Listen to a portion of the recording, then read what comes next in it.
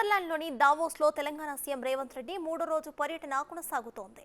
CM team Davos పర్యటన తెలంగాణకు పెట్టుబడుల వరదను పారిస్తోంది. తాజాగా తెలంగాణలో ఆరెంజన్ లైఫ్ సైన్సెస్ మరిన్ని పెట్టుబడులకు సిద్ధపడింది. ఇక ఔషధాల ఆవిష్కరణ, అభివృద్ధి సేవలను కూడా విస్తరించబోతోంది ఈ సంస్థ. 2000 కోట్ల రూపాయల కొత్త పెట్టుబడులకు రాష్ట్ర ప్రభుత్వంతో ఒప్పందం చేసుకుంది. 1500 కొత్త ఉద్యోగాలను అందించబోతోంది. తెలంగాణలోనూ మల్లాపూర్లో ప్రస్తుతం ఉన్న సదుపాయాన్ని మరింత పెంచుకోవడానికి కొత్త పెట్టుబడులు పెడుతోంది ఆరెంజన్.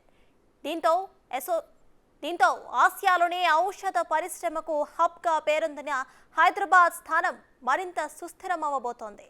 దావోస్లో జరుగుతున్న వరల్డ్ ఎకనామిక్ ఫోరం సదస్సులో భాగంగా ఆరెంజన్ లైఫ్ సైన్సెస్ సీఈఓ మణి కంటిపూడి ముఖ్యమంత్రి రేవంత్ రెడ్డితో భేటీ అయ్యారు.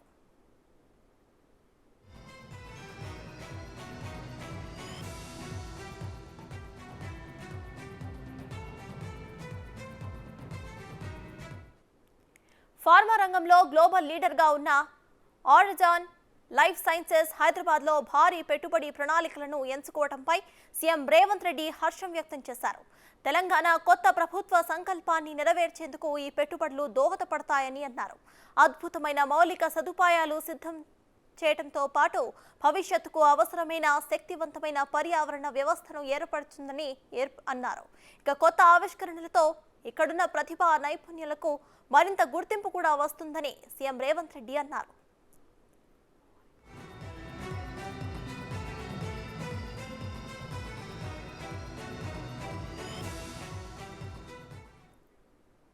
దావోస్ పర్యటన గురించి, తెలంగాణలో రాబోతున్న పెట్టుబడుల గురించి పూర్తి డీటెయిల్స్ ను మా ప్రతినిధి రాణా అందిస్తారు. రాణా, చెప్పండి, ప్రెసెంట్ ఏ పెట్టుబడులు వచ్చే అవకాశం ఉన్నట్టు కనిపిస్తోంది? ఇక మనం చూస్తే లైఫ్ సైన్సెస్ గురించి కూడా పెట్టుబడులు చాలా వరకు వచ్చే అవకాశాలు ఉన్నట్టు కూడా తెలుస్తోంది. సో దీనిపై మీ దగ్గర అప్డేట్స్ ఏంటి? సర్తాజ్ కేవలం 2 రోజుల పర్యటనలోనే అనేక మంది పారిశ్రామికవేత్తలతో సమావేశమైనటువంటి ముఖ్యమంత్రి రేవంత్ రెడ్డి ఇప్పుడు అఫీషియల్గా మనకు వచ్చినంత వరకు కూడా దాదాపు 31,400 కోట్ల రూపాయల వరకు కూడా 31,400 కోట్ల రూపాయల దాకా కూడా తెలంగాణకి ఇప్పటి వరకు అఫీషియల్గా ఎంఓయూ చేసుకున్నటువంటి నేపథ్యం అయితే కనపడితే అంత భారీ స్థాయిలో కూడా పెట్టుబడులు పెట్టడానికి తెలంగాణ వైపు అగ్రశ్రేణి పారిశ్రామికవేత్తలందరూ కూడా క్యూ కట్టినటువంటి నేపథ్యం అయితే కనపడుతుంది. వారిలో ఎక్కువగా, ఎందుకంటే ఏషియన్ కంట్రీస్లో అదానీ గ్రూప్ గురించి ప్రత్యేకంగా చెప్పాల్సిన అవసరం లేదు. అదానీ గ్రూప్ కూడా ప్రత్యేకంగా తెలంగాణలో పెట్టుబడులు పెట్టడానికి దాదాపు 12,400 కోట్ల రూపాయలని ఇక్కడ 4 ఏళ్ల పాటు కూడా వారు వివిధ రంగాలలో కూడా విస్తరించడానికి కూడా వారు ప్రణాళికలు కూడా సిద్ధం చేసుకోవడం, దానికి తోడు వారు ఎంఓయూ కూడా సిద్ధం చేసుకుంటున్న నేపథ్యం అయితే కనపడుతుంది. దాంతోపాటు ఈ గౌతమ్ అదానీ కూడా చాలా క్లియర్గా చెప్పాడు. ఎందుకంటే రేవంత్ రెడ్డి గారి నాయకత్వంలో కొత్త ప్రభుత్వం పెట్టుబడిదారులకు అత్యంత అనుకూలమైనది కాబట్టి కొత్తగా ప్రారంభించిన విధానాలతో మరిన్ని పెట్టుబడులను ఆకర్షించాలి. తెలంగాణలో అదానీ గ్రూప్ అధిక వేగంతో అభివృద్ధి చెంది దానికోసమే పైగా యువతకు కూడా పెద్ద ఎత్తున ఉద్యోగాల కల్పన లక్ష్యంగా కూడా మేము తెలంగాణలో ఈ భారీ స్థాయిలో కూడా మేము పెట్టుబడులు పెడుతున్నామంటూ కూడా ఆయన ప్రకటించినటువంటి నేపథ్యం అయితే కనపడుతుంది. దాంతోపాటు ఇంతకుముందే మరొక 5,000 కోట్ల రూపాయలకు సంబంధించినటువంటి మరొక ఎంఓయూ సిద్ధమైనటువంటి నేపథ్యం అయితే కనపడుతుంది. దాంతోపాటు ఇప్పటి వరకు లిథియం గిగా ఫ్యాక్టరీ స్థాపన కోసం గోడి ఇండియా ప్రైవేట్ లిమిటెడ్ దాదాపు 8,000 కోట్ల రూపాయలను తెలంగాణలో